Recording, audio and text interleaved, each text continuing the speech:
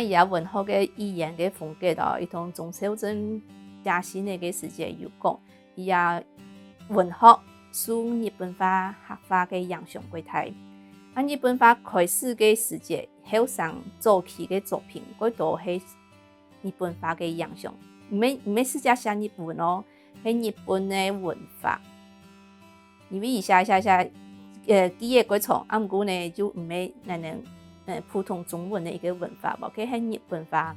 不過伊自家講，到後來嘅世界，日本化嘅影響漸來漸淡，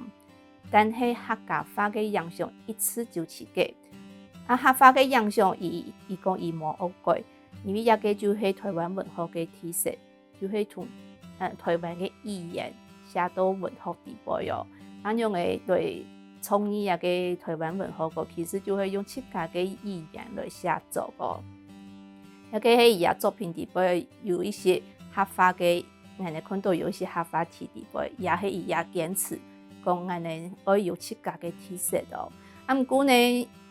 因為不是透過按本人推過，有講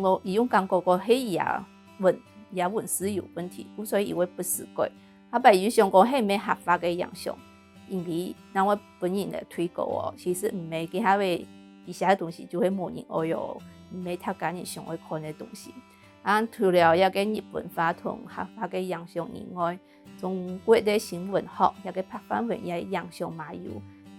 尤其係早期嘅作品哦，伊個都批判性嘅文學之地位哦。接下來看伊個作品嘅內容，伊有幾種嘅分析伊個作品，他只可以分出幾類哦。第一類係伊個中國嘅經驗，鍾立火伊個同別嘅作家冇共樣嘅，伊有中國經驗，自己同時代嘅作家哦，伊真實去對中國迄個幾下年，伊自己出版嘅作品有夾住頭。白書嘅悲哀，祖國歸來同炎上伊係歸來台灣嘅世界寫嘅，按古伊寫嘅係伊對唐山人就是炎上人嘅一個感覺個。夾住頭底背其實有4篇嘅作品哦。白書嘅悲哀就是寫台灣人去中國本人看唔起、本人排斥嘅一個悲哀哦，像韓國人咁樣本中國人看唔起。古時也人講我哋係台灣人，伊講我哋係拍番薯哦，講北京冇番薯，但係有拍薯像番薯其實過長，古時也用拍薯來代表台灣人，一個悲哀。中國過大，不過呢冇辦法容下台灣人，一個係台灣人嘅一個悲哀哦。祖國歸來係以台南愛歸來台灣嘅一個過程哦，本人去本人片，好不容易歸來哦。炎上人當然炎上，其實是客化地位就係我哋嘅故鄉哦。去韓式嘅世界看到好多對唐山來嘅一條高樹先生啊，又係一條賣東西嘅人。伊